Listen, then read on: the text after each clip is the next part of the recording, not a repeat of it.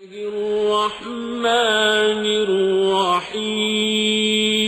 Palestinians, while their own deeper wells are not affected. How would you like that? In other words, the Israelis cleverly pollute Palestinians' scarce supply of water without hurting their own. Listen again to Israel Shahak, and I quote again, "Since Palestinians are strictly prohibited from deep drilling or indeed from digging new wells on their land, the result is that the seawater seeps into their existing wells, nor can Palestinians improve the pumping of the water that they need. Even sales of spare parts for pumps, for old pumps, are rigorously controlled. As an American, I hang my head in shame to recount this fact because I know that America is the pipeline without which Israel could not survive and could not inflict this punishment upon those poor people in Gaza and the West Bank." Israel Shahak says torture of Palestinians comes in many forms. Listen again to the words of Israel Shahak. Torture by humiliation. Palestinians, including the elderly, he writes, are frequently ordered to attend the office of the military governor for hours and even days. They are required to stand all that time, patiently and quietly. Even the elderly must politely ask permission of a young Israeli official in order to have the right to go to the toilet. The aim is to reduce all Palestinians without distinction. Here I'm reading again from Israel Shahak. These are not my words.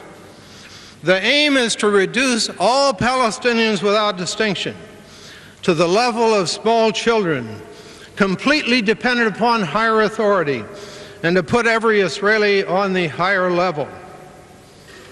It is also legal, he continues to write, to close all clinics, all medical services in a town, to cut off electricity for hours and days, to cut off telephone service for hours and days. As an American, I hang my head in shame to have to recount these facts to you, because I know that the U.S. government is the lifeline to Israel, without which Israel could not inflict these dreadful policies upon these people.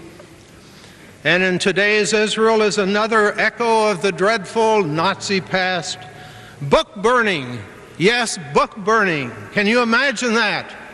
In this day and age, book burning. Listen again to Israel Shahak, and these are his words. Israeli soldiers are burning books. Yes, book burning is now in vogue. Soldiers enter a Palestinian library, whether it be in a home or in a public place. They gather up all the books. They put them in a pile outside and set them on fire. They must, they say, destroy books that incite uprising. Well, because they cannot read Arabic, they say, they must burn all books just to make sure that the evil ones are destroyed. And as you know so well, schools and universities are being closed on a haphazard, often permanent basis in the West Bank and Gaza. Another powerful instrument to make life unbearable for Palestinians. Torture goes far beyond simply everyday humiliation, though, even beyond the cutting off of water, the polluting of scarce water supplies, the cutting of telephones, the cutting of medical services, the burning of books. Israel Shahak cites widespread, arbitrary arrest and imprisonment without due process, humiliation of young and old, women and children, and the ugly consequences of the government sanctioning of beatings of innocent people, people on the street as well as those incarcerated in prison. Listen as I quote again Israel Shahak. Israel once showed respect for Palestinian women. They were sacred, but no longer. Now, these are Israel Shahak's words, not mine. Now, as a matter of routine, a Palestinian woman may expect to be taken into custody without warning and forced to strip to her underpants. Then each woman, stripped nearly naked, is taken by a group of Israeli soldiers into a room. The door is locked, and the woman is held there for an hour or so. And Shahak adds somberly, you can use your own imagination about what happens after the door is locked. And as an American, I hang my head in shame to have to recount those dreadful facts to you. Brutality touches men and women, young and old. Listen again to Israel Shahak. In the Israeli army, sadistic impulses of both young and older men are given totally free rein. They may be pursued with almost total impunity, sadistic measures. He gives as an example that 4 soldiers had beaten an Arab to death.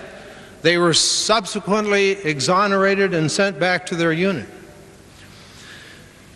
But now I must tell you of a dreadful example of brutality that appeared in the translation of the Hebrew press by Israel Shahak in the most recent issue, that of June of 1989. The account appeared in the widely respected Hebrew newspaper Haaretz as of May the 4th, 1989. I will, for the sake of time, summarize what happened.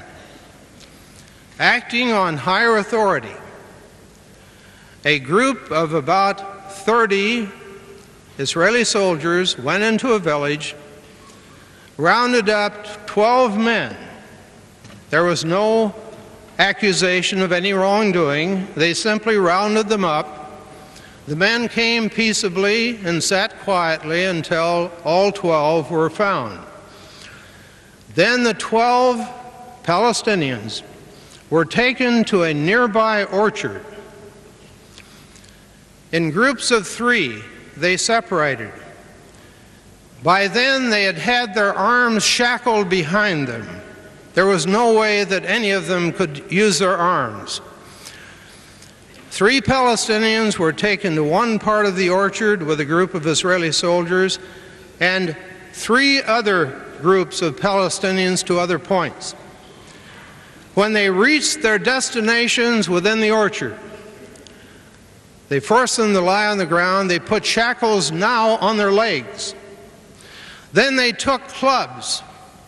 This was on higher authority. They didn't think this scheme up. It was in the chain of military command. They took clubs and beat on these poor 12 Palestinians until both arms were broken and both legs were broken, with one exception.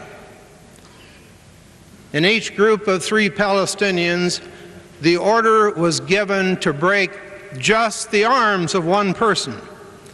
So, in time, when he could recover his senses from the terrible pain that had been inflicted, he would be able to get himself up on his feet and go to the village and summon help.